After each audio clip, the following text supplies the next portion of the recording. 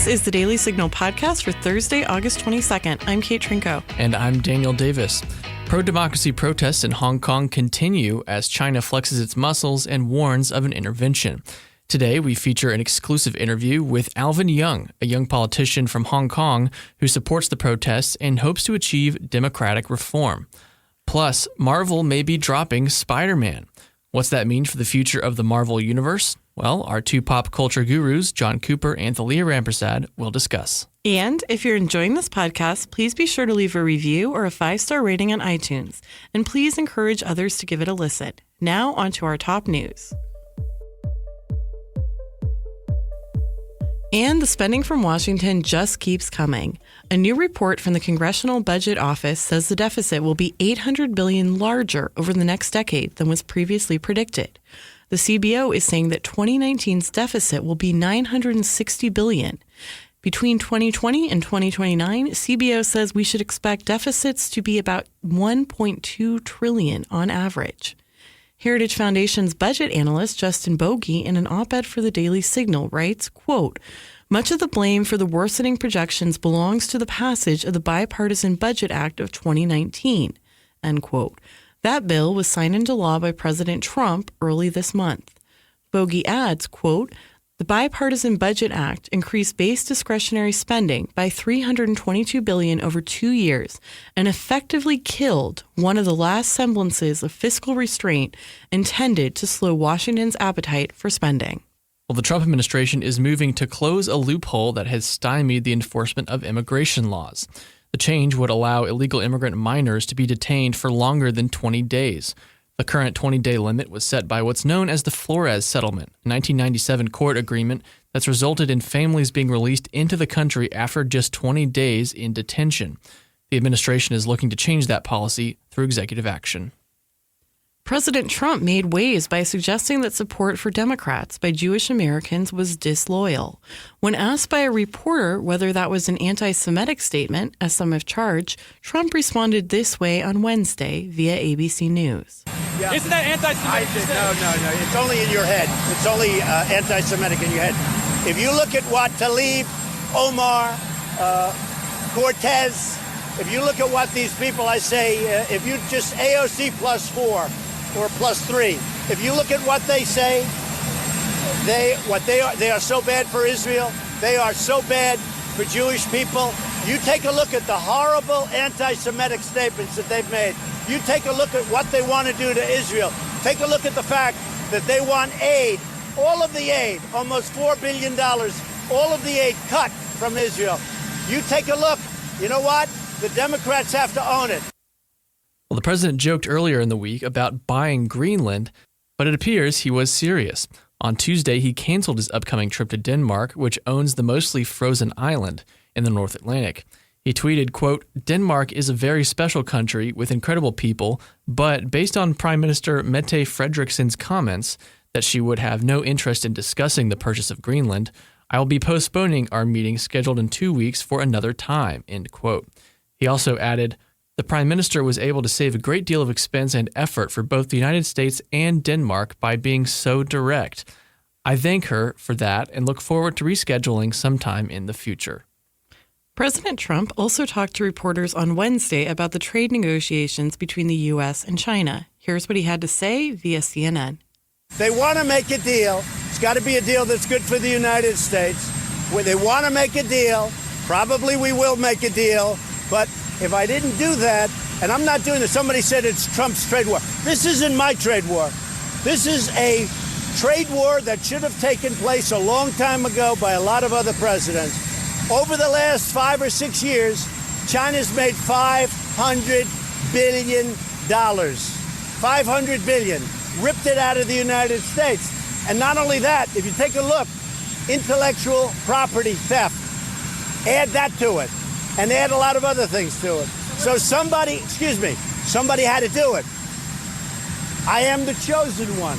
Somebody had to do it. So I'm taking on China. I'm taking on China on trade. Well, just Tuesday, the president entertained the idea of passing more tax cuts, particularly on capital gains and payroll taxes. But on Wednesday, he reversed course, saying, quote, I'm not looking at a tax cut now. We don't need it. We have a strong economy, end quote. Those comments came amid concerns of a potential economic slowdown.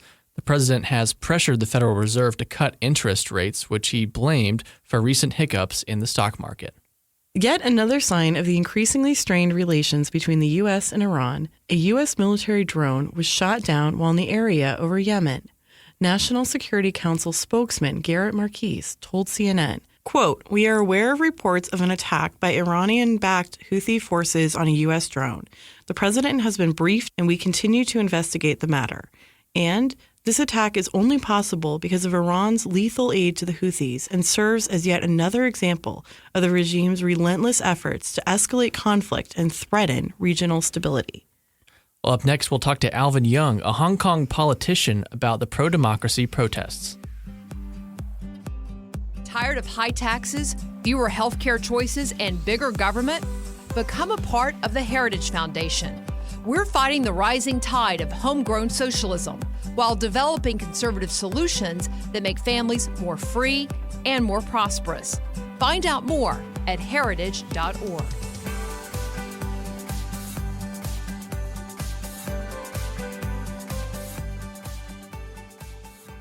Well, we're joined now over the phone by Alvin Yeung. He is an elected representative from Hong Kong, where he leads the pro-democracy Civic Party and is a member of the Legislative Council. Mr. Yeung, thanks so much for your time today. Hello, thank you for having me. So we've been following the recent protests in Hong Kong as they've developed, but I wanted to take a step back first and get some context. You're an elected member of Hong Kong's legislative body, where the extradition bill was originally proposed and then tabled. Can you explain for us why that bill was able to be proposed if it turned out to be so unpopular? Audience from America have to understand the fact that the Hong Kong legislature is not entirely democratic as it sounds. Half of the legislature was returned by geographical one person, one vote system, and that's where I come from. But the other half of it comes from something called functional constituencies, and they are representatives from different industries, like the banking, legal, medical, etc. And some of them have corporate votes. Say not everybody working in a bank gets a vote to vote for their banking representative, but only those bankers or the people who actually owns a bank gets to vote. So there's this inequality in the system. And when the government enjoys a majority because of that system, they would count the votes and they think they could just go ahead on anything controversial. So, of course, we've all been following these massive protests. And is the main thing at stake the extradition bill, or are there other issues, other demands from the protesters of things they want to see changed? At the beginning, people in Hong Kong took to the street to protest against this highly controversial extradition bill. But shortly after, we understand that it goes way beyond the bill. It's the system itself. The system cannot reflect what people really want. When the chief executive is not being elected by the people, when half of the legislature is not being elected by the people, then we demand democracy. We demand the fact that we have a right to directly elect and choose the chief executive and the full legislature. And are there any other demands that the protesters are looking to get? We are demanding the government to stop prosecuting people who participated in all these protests over the past 2.5 months. We are also demanding the government to withdraw their labeling of this protest as rioting. This is just plainly wrong. So is there a path toward that kind of reform you're looking for? What's the strategy going forward? Right now, the ball is in the court of the Hong Kong government and Beijing. If they really treasure Hong Kong, especially this very special city, then they have to understand that what Hong Kong people are demanding for are not something so unreasonable. We are not asking for the moon. We are simply asking for something that was promised by Beijing, as stated clearly in the Basic Law. Basic Law is our mini constitution. So how does your party and other politicians in your party feel about the protests right now?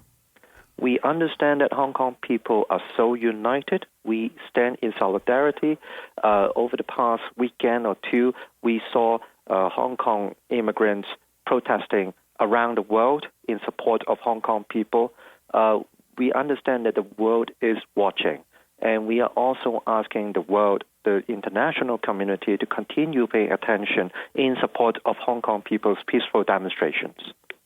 Well, we've seen reports that the Chinese military is doing drills in Shenzhen right across from Hong Kong. How would you and your political allies respond if China decided to intervene? We do have a fear that the army or the armed police would be deployed to Hong Kong. But again, this is why we are asking international community to continue paying attention to Hong Kong. Never forget, Hong Kong is not an ordinary city of China. We are not in isolation.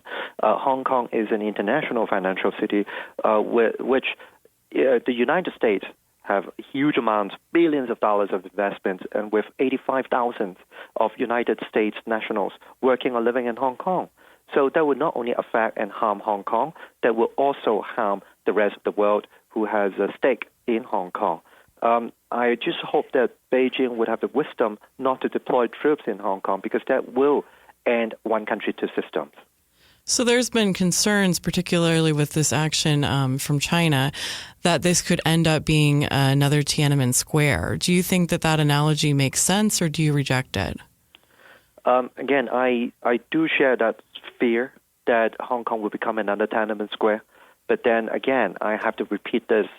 We are now in 2019. It's not 1989. Hong Kong is not another Tiananmen, for the simple fact that we are an open society. The world is watching. We're well connected to the rest of the world.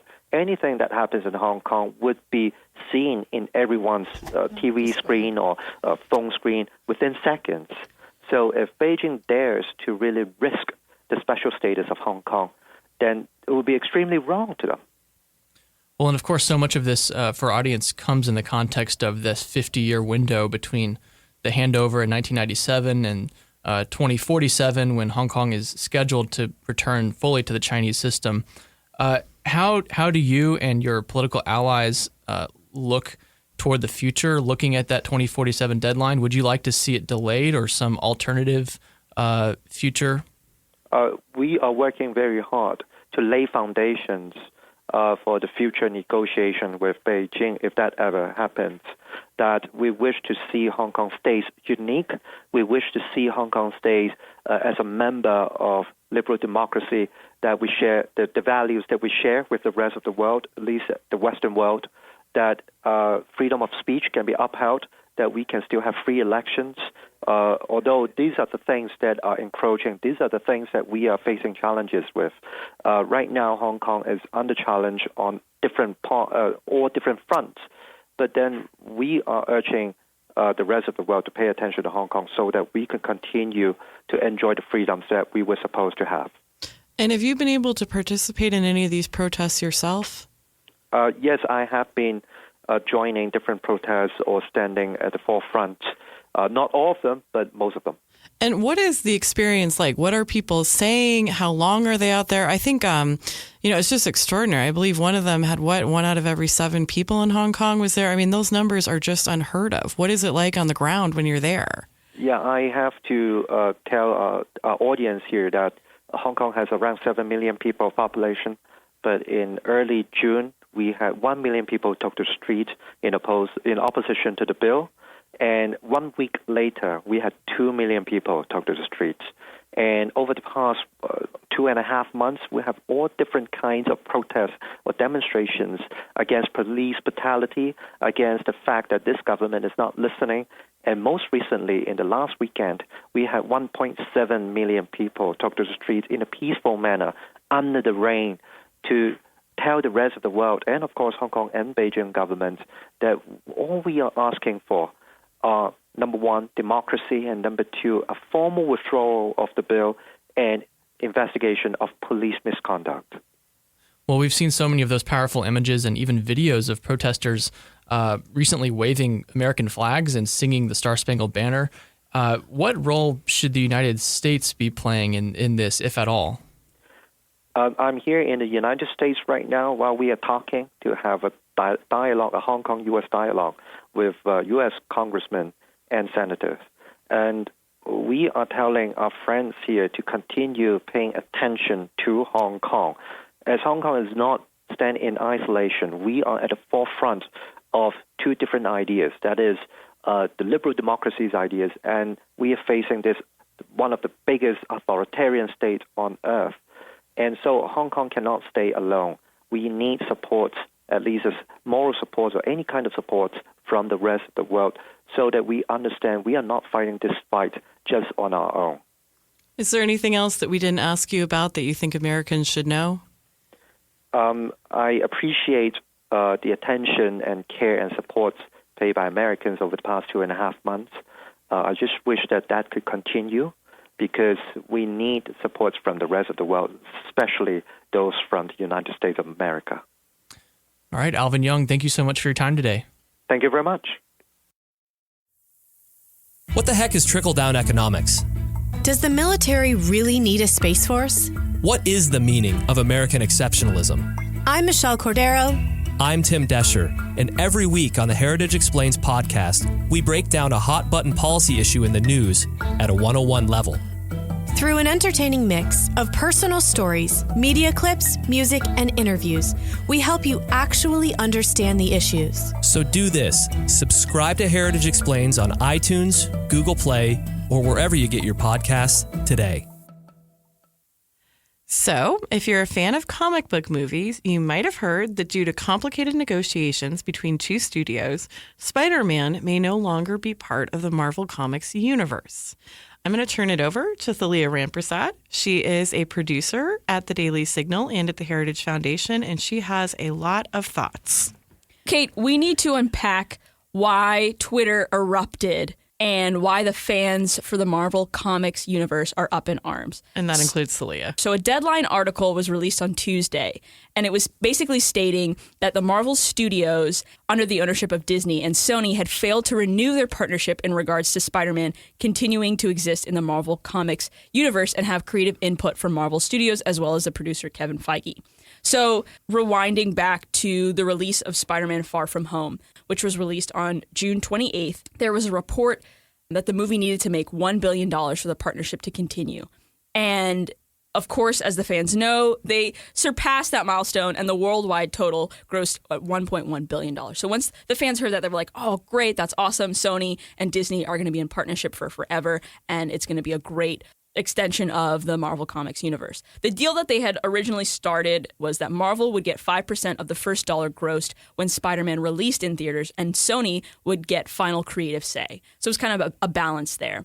And then when they came back to the table, which is the deal that everyone's talking about now, Disney and Marvel together wanted to be in a 50-50 split, both in terms of financing and getting the gross domestic product, which basically Disney owns the rights to all of the merchandising. And so from a business perspective, you can see why Sony is pulling out of the deal, because they aren't getting the profits from merchandising, which pulls in an incredible amount of sales every single year. Okay, but from a fan perspective, and why are you upset? Why does Spider-Man need to be in this universe? Sure. So I've tackled kind of the background and what the inner workings are between the two companies and where the debacle's happening there. But the explosion amongst Twitter and all of the fans are really focusing on the storyline and what's going to happen to Spider-Man, specifically the Spider-Man Tom Holland is playing right now, the one that's been thrown into the MCU.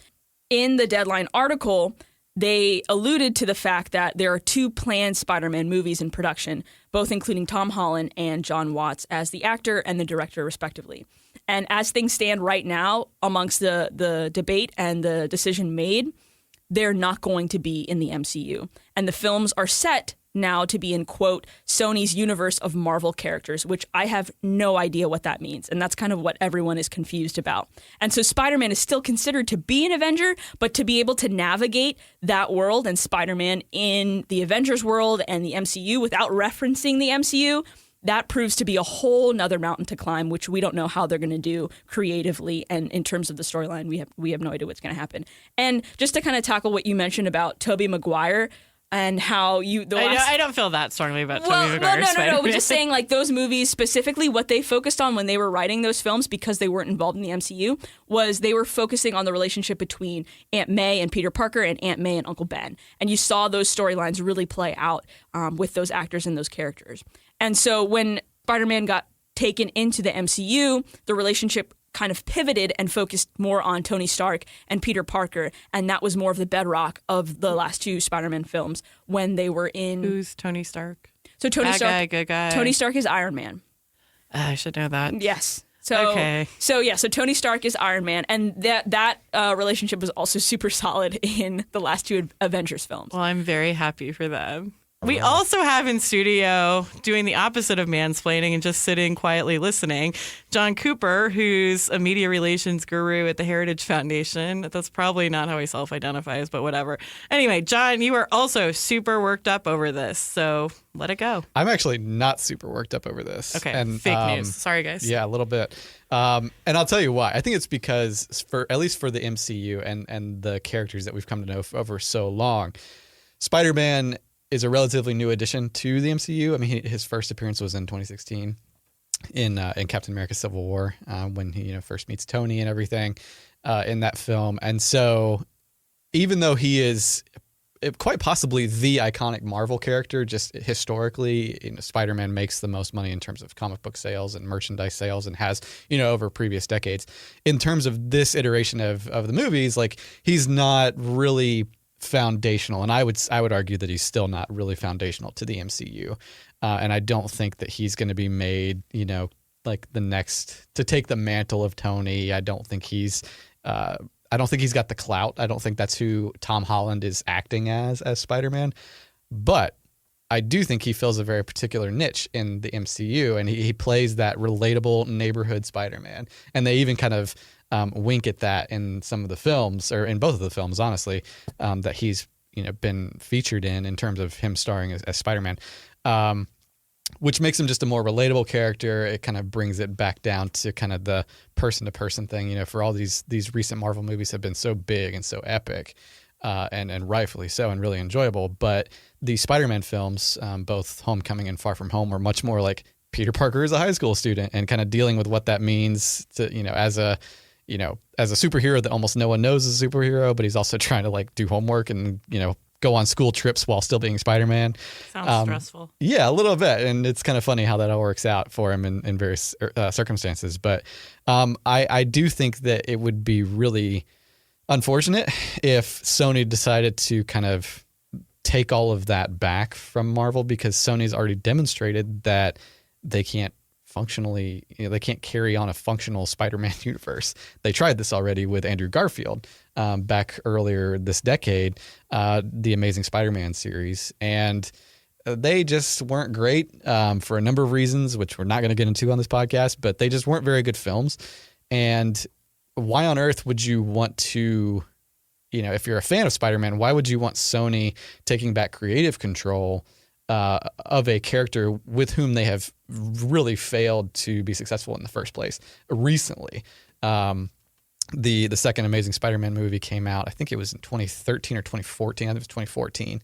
I mean, so it's been pretty recently that they've kind of stepped in it with this character. So I think Marvel's on pretty solid ground to say we have a better shot at making Tom Holland and Spider-Man a better lasting character in the MCU than Sony going out on their own and trying to come up with who knows what. I mean, maybe they try to tie it to the new Venom movie that came out recently because Sony owns, Sony produced that, but who knows? Whereas Marvel's got a much better track record, and we all should just trust them to do a much better job. So you said you're not as concerned as Talia, but are you going to be unhappy if they end up reaching a deal that lets Spider-Man stay in the Marvel comic universe? No, I think that would be great, and I would love Tom Holland. I would love Spider-Man to stay in the MCU. I would prefer that Sony not have any control over the creative process, because like I said, they've really screwed it up in the past and just tried to do way too much, and it really fell apart because they tried to do so much.